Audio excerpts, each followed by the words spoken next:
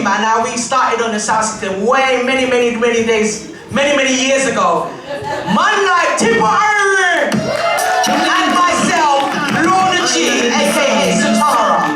No other place to rather be. This better. Life seems a weird adventure.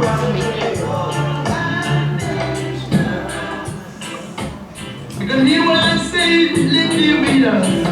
We know this tune. Yeah. Let me hear you.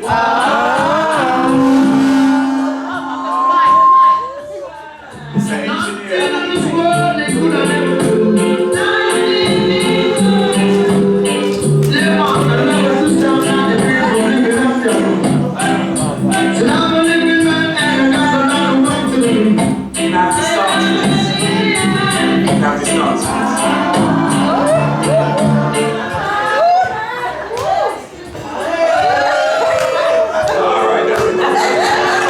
It's not a dance class.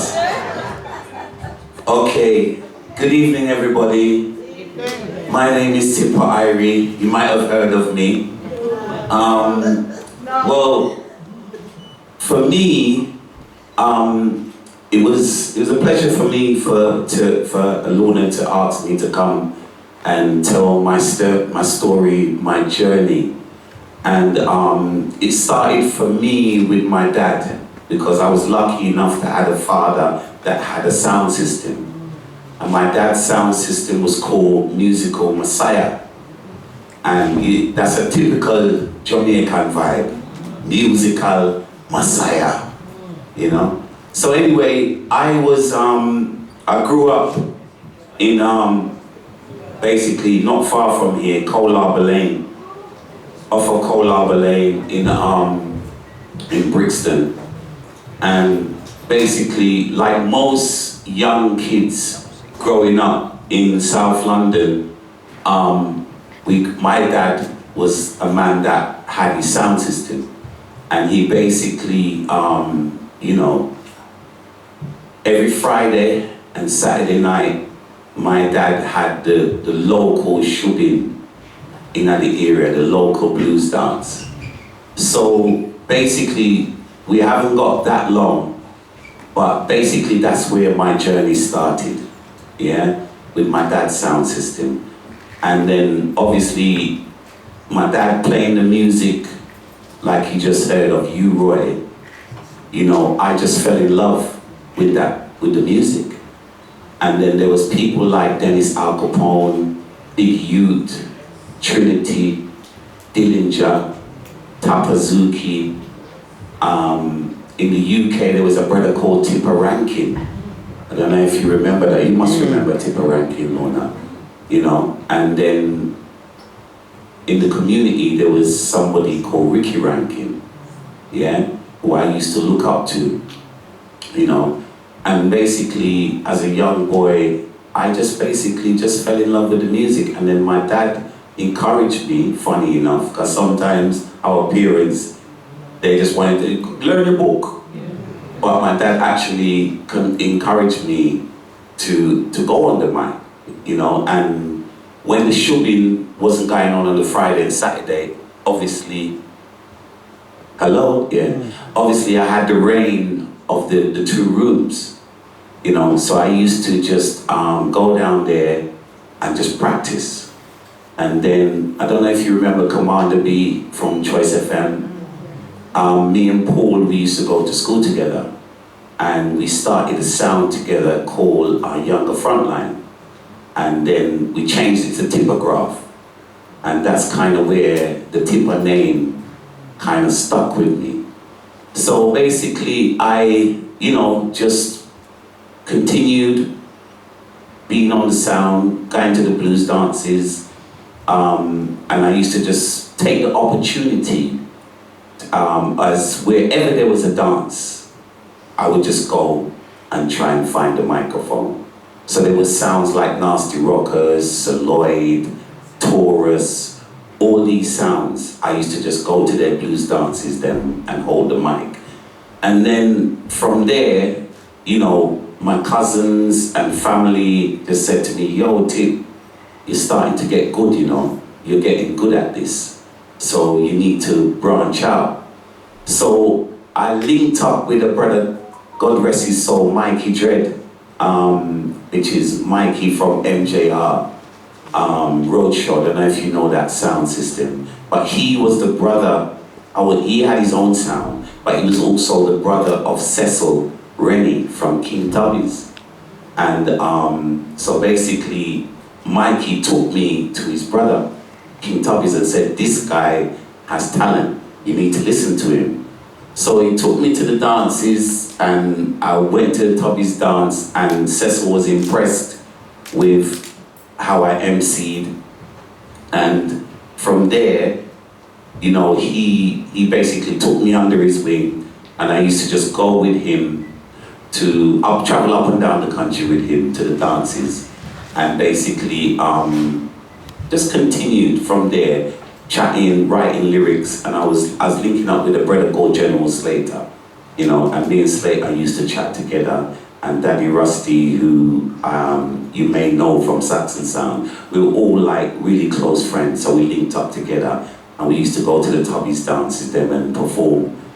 And then, to cut a long story short, I started to basically enter talent competitions. And I entered a talent competition at the Ferndale Sports Centre in Brixton. And Dennis Rowe and Musselhead from Saxon, they were there. And at the time, they were just recruiting anybody that had talent, you know. And so they said to me, look, you got to come and DJ on our sound. So I said, okay, no problem, because at the time I was just, wherever I could go to entertain or to just grab the mic, I would go.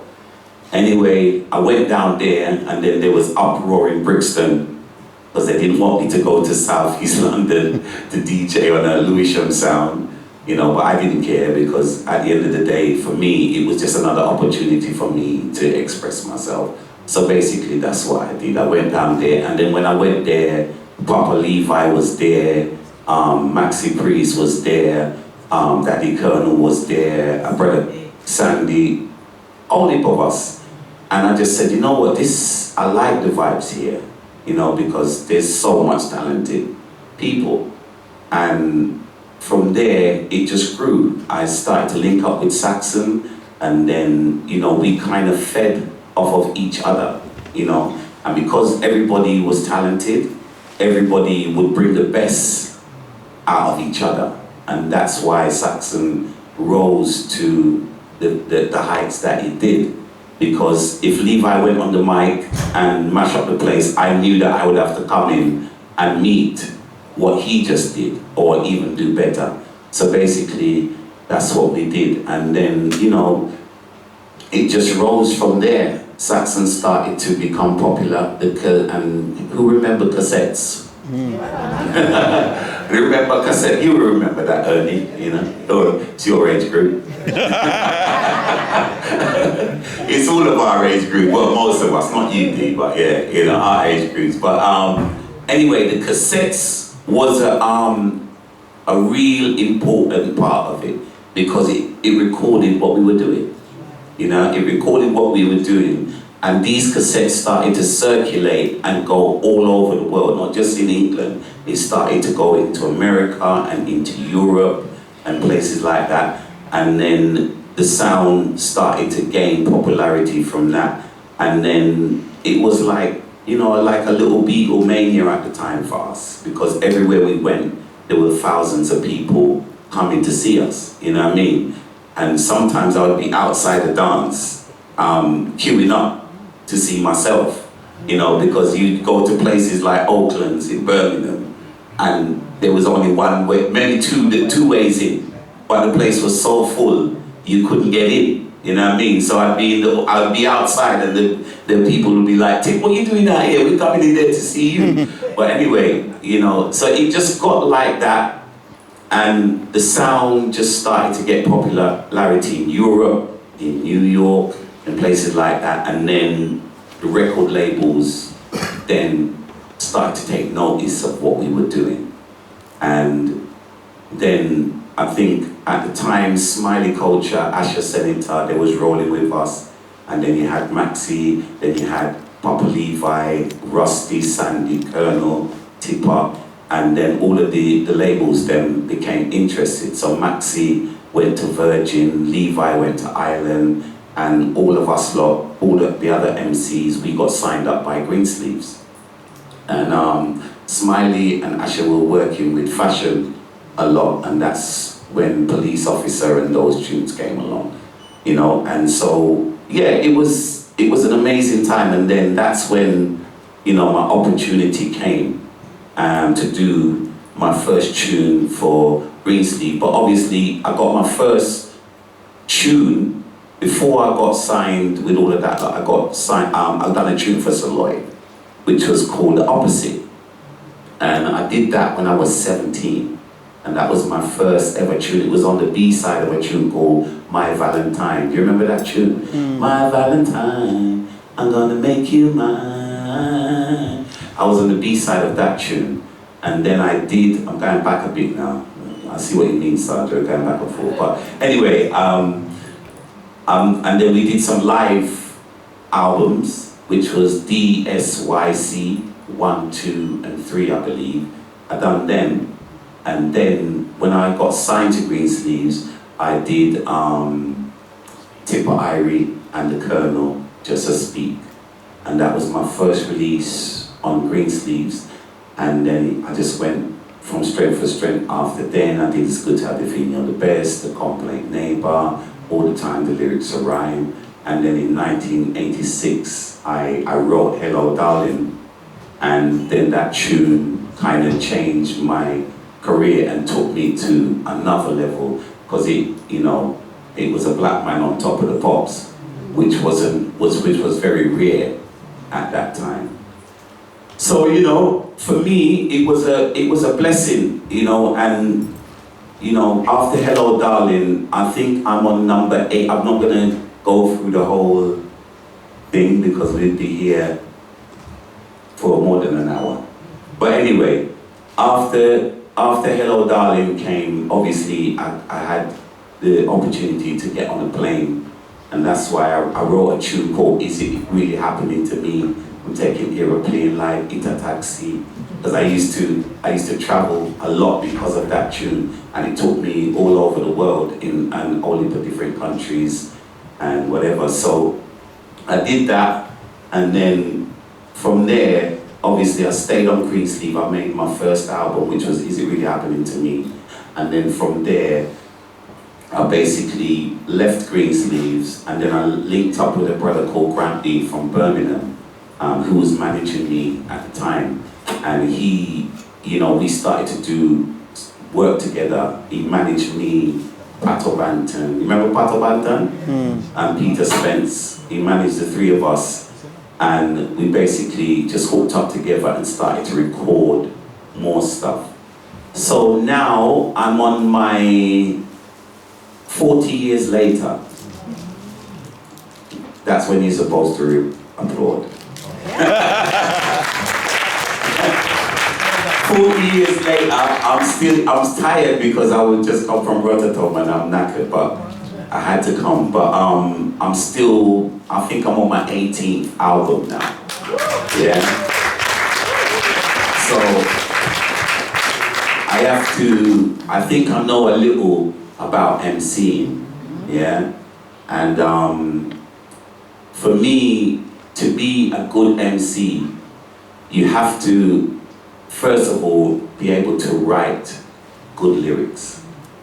And I think that I have been blessed with that talent to be able to write good lyrics. And lyrics for me is very important because obviously it influences people, you know.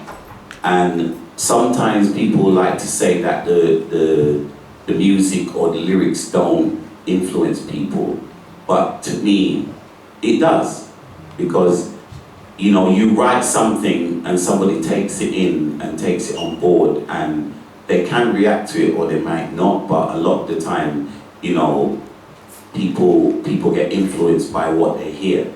And sometimes people could be like sheep You know what I mean? They follow what they're fed. So for me as an MC, you know, in my masterclass, I just think it's important to let MCs know that whatever comes out of your mouth, somebody's gonna embrace it and take it in, and they might react to whatever you say. So that's why I try, I'm not gonna